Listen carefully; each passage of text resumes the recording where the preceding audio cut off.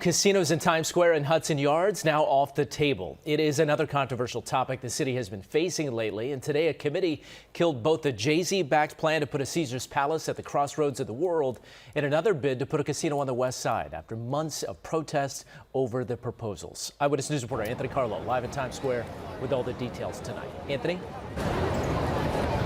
Well, Mike, you've heard of that saying, this town is not big enough for the both of us. That's essentially what the Broadway community said about a casino in Times Square. And the Community Advisory Committee, made up of appointees of the governor, the mayor, and other local politicians, largely agreed, with only 2 out of 6 members voting in favor. The lights always shine bright in Times Square and on Broadway. But today, the show was in a tiny conference room. Go run and hide. Because what you did, the benefits you denied this community and this city and state, you have to live with that history forever. Real estate executive Mark Holliday blasted the people who stopped a bold proposal to put a Caesars Palace casino in Times Square.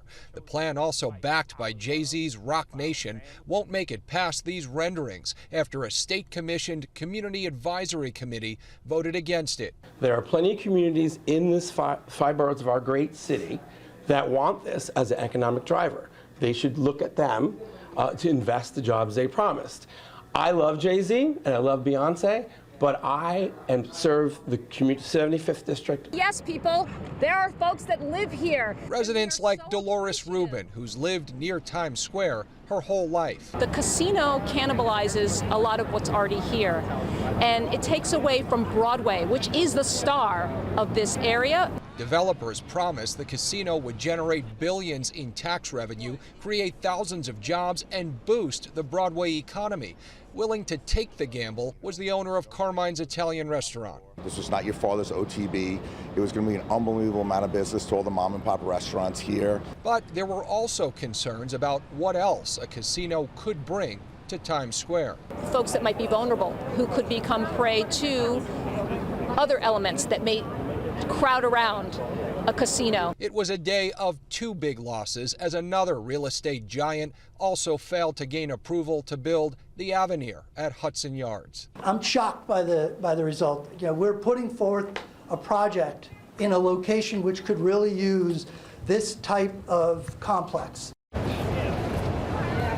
There seemed to be a lot of disappointment because these proposals also included promises to make critical neighborhood investments in the areas that these casinos were going to go. There are 6 remaining proposals for these 3 available licenses, one of them for Empire City, owned by MGM in Yonkers. And tonight, the mayor of Yonkers, Mike Spano, reiterating support that the community is showing for that there in Westchester County, in stark contrast to the lack of support that these proposals got in Manhattan. We're live in Times Square tonight. Anthony Carlo, Channel 7 Eyewitness News.